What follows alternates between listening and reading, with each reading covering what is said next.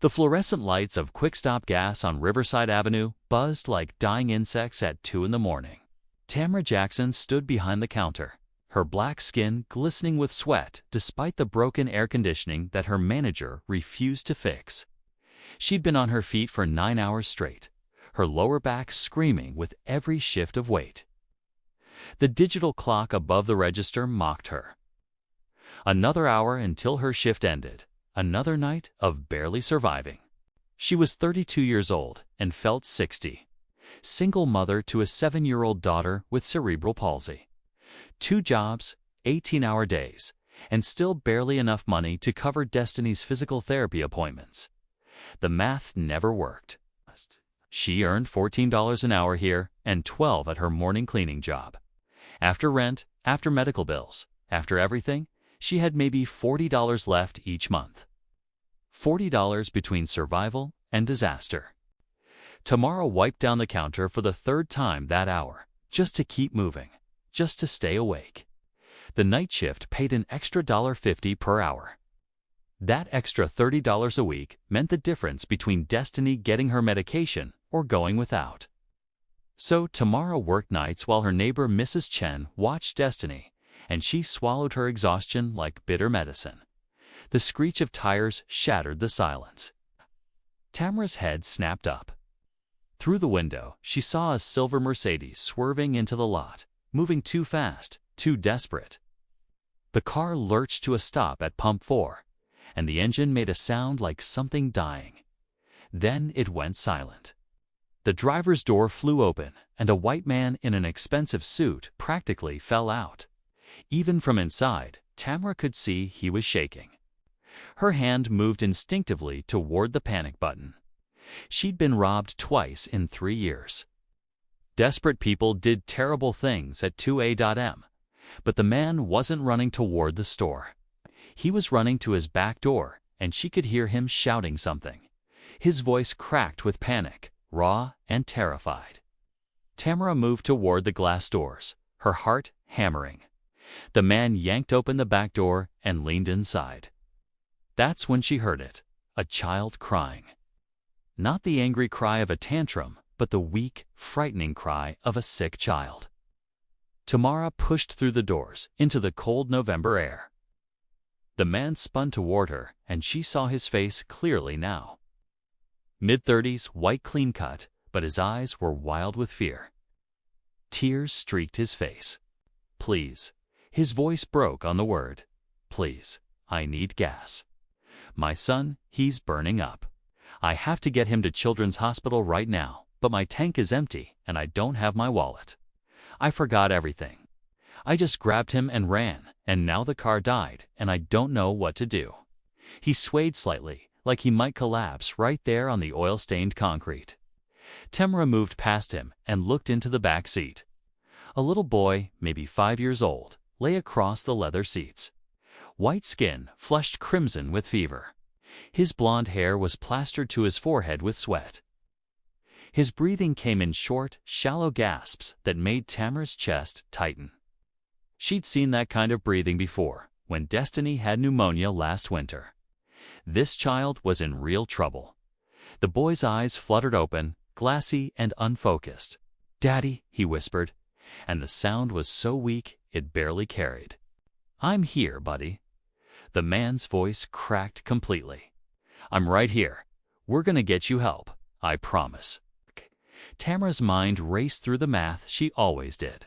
Her bank account showed $28.63. Her paycheck didn't come for 4 more days. She had exactly $20 in her wallet. Emergency money she'd been saving for Destiny's prescription refill. $20 that was supposed to last until Friday. $20 between her daughter's pain management and this stranger's dying child. How much do you need? The words left her mouth before she could stop them. The man looked at the pump display, then at his gas gauge. His hands were shaking so badly he could barely point. Maybe $20 worth. Just enough to get there. "Please, I'll pay you back triple, I swear to God. I'm Michael Harrison. I work downtown at Harrison Tech. You can look me up. I'll come back tomorrow with cash. with anything you need, just please." Tamara was already pulling the $20 bill from her pocket. Her fingers trembled as she held it. She thought about Destiny's medication, about the pain her daughter would be in without it. She thought about waiting for more days until payday, about asking her daughter to be brave just a little longer. Then she looked at the little boy in the back seat, at his labored breathing, at the terror in his father's eyes. Some choices weren't really choices at all. She walked to the register and used her employee code to authorize $20 on pump 4. The machine beeped. She watched her own money disappear into the transaction, money she couldn't afford to give. Behind her, she heard the man fumbling with the pump. The numbers started climbing. $5, $10, $15, $20 exactly. The pump clicked off. The man was back in his driver's seat before Tamara could say anything else. "Thank you, oh God, thank you. I'll come back. Oh, I promise I'll come back."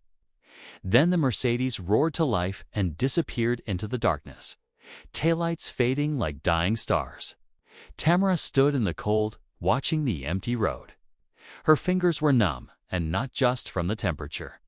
She'd just given away money she desperately needed, money that belonged to her daughter's medicine. But what else could she have done? Let a child die because she needed $20. She walked back inside, the warmth feeling wrong somehow, too bright, too normal. She returned to her position behind the register and sat down on the stool that had one leg shorter than the others. The clock read to 17 a.m., 3 minutes. That's all it had taken to change everything. The back office door opened with a bang. Dale Comstock stormed out, coffee in hand, his face already set in its usual expression of contempt. Dale was white, 50-something, with a gut that hung over his belt and a management style based entirely on cruelty. He'd made it clear from day one that he thought Tamara was lucky to have this job. He'd told her once that people like her should be grateful for any opportunity. Tamara had never been sure if he meant poor people, black people, or single mothers. Probably all three. "Interesting transaction just came through." Dale's voice dripped with suspicion. He set his coffee down and leaned over the computer terminal, tapping keys with thick fingers. $20 on pump 4, authorized with your employee code, but paid with cash from the register that you opened without a corresponding sale. Tamara's stomach dropped. It was an emergency. A man's son was sick. He needed to get to the hospital. An emergency. Dale crossed his arms over his chest. "And you decided to play hero with company money." "It wasn't company money. I used my own $20. You opened the register. You processed a transaction. That makes it company business." He pulled up the security footage, rewinding to show Michael's desperate arrival, Tamara walking out, the pump transaction, the Mercedes leaving. "Did you get his name, license plate, contact information, anything?" "He said his name is Michael Harrison. He works at Harrison Tech. He'll come back and pay me back." Dale laughed, harsh and ugly. Right white guy in a Mercedes with a sick kid's story. That's the oldest scam in the book. You've just got played. He wasn't scamming anyone. His son was really sick. I saw the child. You saw what he wanted you to see. Dale turned off the video. Company policy is crystal clear. No personal transactions. No exceptions. And you know what I think? I think you pocketed that $20 and you're using this story to cover it up. Tamara stood up so fast the stool scraped against the floor. I would never steal, wouldn't you? You're always complaining about money, always asking about advance payments. How do I know this wasn't just an opportunity you couldn't resist? Because I'm not a thief. Then you're just stupid. And I can't have stupid employees representing this company. The words hit like physical blows. You can't be serious. Dead serious. Dale pulled out his key and opened the register, counting the bills inside even though they both knew the count would be right. You're done. Effective immediately. Clear out your locker. Leave your uniform shirt on my desk. Tamara couldn't breathe. This wasn't happening. She had destiny at home. She had bills due in 3 days. She needed this job. Dale, please. I have a daughter. I can't lose this job. Should have thought about that before you gave away what wasn't yours. He jerked his thumb toward the back. 5 minutes. Get out. Tamara's vision blurred with tears she refused to let fall. Not in front of him. She wouldn't give him that satisfaction. She walked to the tiny locker room that smelled like cigarettes and desperation. Inside her locker was a spare hair tie, a granola bar she'd been saving, and a photo of Destiny from last year. Her daughter's smile, wide and gap-toothed, full of trust that her mama would always take care of her. Tamara pressed the photo to her chest and let the tears come. Silent sobs that shook her whole body. She'd tried so hard. Worked every shift, cut every corner, sacrificed everything, and it still wasn't enough. It was never enough. She changed out of her uniform shirt, folding it carefully even though her hands were shaking. She put on her old jacket and gathered her things. When she walked back through the store, Dale was at the register, not even looking at her. She placed the folded uniform on the counter beside him. He still didn't look up. Tamara walked out into the cold November darkness. The bus stop was 6 blocks away. She started walking, her worn sneakers slapping against the sidewalk. No money for a cab. Barely enough bus fare to get home. The first bus wouldn't come for another 40 minutes.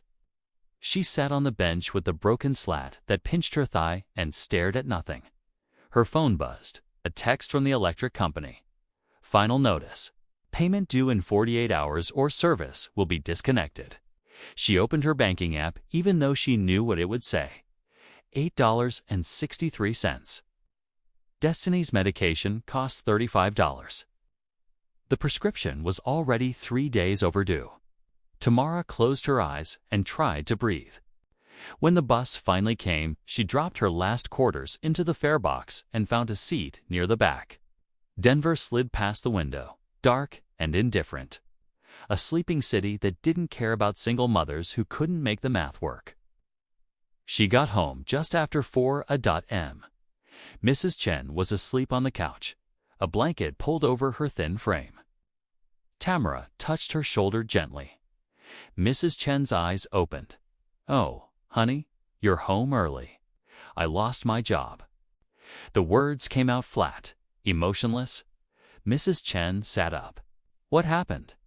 "I helped someone, that's all. And I got fired for it." Mrs. Chen pulled Tamara into a hug. Tears broke free, real and raw. "I don't know how to keep going. You'll find another job. You're strong. With what time? I can barely sleep. I job hunt when I need to be working." Mrs. Chen had no answer.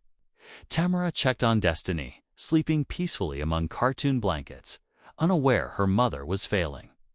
Watching her chest rise and fall, Tamara promised. Tomorrow she'd find a way. She always did. Morning came too fast. Neck stiff from sleeping in the chair. Sunlight harsh.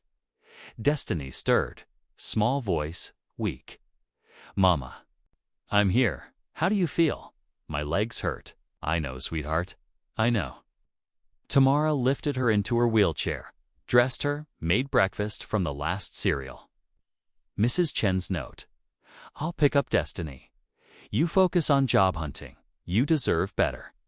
Tamara called every gas station, convenience store, late-night business. Mostly rejections. 2 promised calls that never came. By noon, her phone died, hope drained. Then a sound. Smooth, expensive. A black Rolls-Royce Phantom. A silver-haired man stepped out, checking an address. Heart hammering, Tamara froze. 3 sharp knocks. "Tamara Jackson. I'm Robert Harrison. This is my son, Michael. We've been looking for you." Michael stepped forward, face crumpling. "It's you. You saved my son." The doctor said 10 more minutes. It would have reached his brain. Robert handed an envelope. $20 for gas, $500 for saving my grandson. But that's not all. Another envelope. Michael owns Quick Stop Gas. Dale Comstock was fired. 12 stations, all yours. Tamara stared, mouth open. Her small apartment felt smaller, yet something immense had changed. I watched the security footage. All of it, Robert said. I saw how that man treated you and how you spent your own money on a child you'd never met. He paused. Single mother, disabled daughter, 2 jobs, still barely surviving. I'm not judging. I'm stating facts. Tamara shook her head. I don't understand. The system is broken, Robert said. Companies are run by people who've never had to choose between medicine and food. They think empathy is weakness. I don't. He met her eyes. I need someone like you. I want you to run my gas stations. That's insane. I barely finished high school. You have character, he said. You showed more leadership in 2 minutes than most executives do in years. You saw a crisis and acted. That's everything. He made the offer, regional operations manager, $60,000 a year. Bonuses, full health insurance for her and Destiny. Therapy medication, 4 weeks paid vacation. Company car. The numbers stunned her. Last year, she'd earned $18,000 total. After they left, Tamara stared at the envelopes on the table. $520. Medication, electric bill, groceries, bus fare. The business card felt heavy. She called Mrs. Chen, then bought Destiny's medication without choosing between pain and power. In the pharmacy parking lot, she called the number. Bring Destiny, Robert said. She should be part of this. A Rolls-Royce arrived at 3. Destiny's eyes went wide. Mama, is that for us? At the office, Robert knelt beside the wheelchair. You must be Destiny. A wall opened into a playroom, and Destiny gasped. Over coffee, Tamara asked, Why me? I've hired people with degrees, Robert said. Most don't see people, only transactions. What if I fail? Then you tried something brave. But you won't. What about Destiny? The job's flexible. Child care assistance, $1,500 a month. Tamara exhaled. When do I start? On Monday. Tamara studied Robert's face, searching for a catch, but found only sincerity. I'll do it, she said. But I need Sundays off for Destiny, and this can't be charity. If I succeed, I earn it. If I fail, that's on me. Robert shook her hand. You have my word. This is a job. Welcome to Harrison Holdings. 5 years later, Tamara pulled into Quick Stop Gas in her company car. The station looked transformed, new pumps, fresh paint, but what struck her most was the feeling. Employees waved, proud. Inside, Jasmine, now a manager, smiled in recognition. I wanted to show Destiny where it all started, Tamara said. 12-year-old Destiny rolled in easily, her smile bright. On the wall hung a framed photo from 5 years ago, Tamara in her old uniform. Beneath it, a plaque read, Start with kindness. Everything else follows. Tamara Jackson, Vice President of Operations. Promoted 3 years earlier, Tamara now oversaw 43 locations across 3 states. She'd also launched the Helping Hand Fund at every store, allowing managers to offer up to $50 to customers in real need. Supported by donations, it had helped over 8,000 people. We helped a woman get to a job interview yesterday, Jasmine said. She got the job and came back with donuts and a donation. Later, at the park, Destiny said quietly, Mama, you saved people. I just gave them gas, Tamara replied, but you changed their lives. That night, in their warm apartment, Tamara thought of the woman she'd been fired for doing the right thing. She wished she could tell her to hold on. That $20 wasn't a loss. Oh, it was an investment. Her phone buzzed. Board meeting Thursday. Ready to present the expansion. She smiled. Kindness had cost her everything once, given her everything she needed.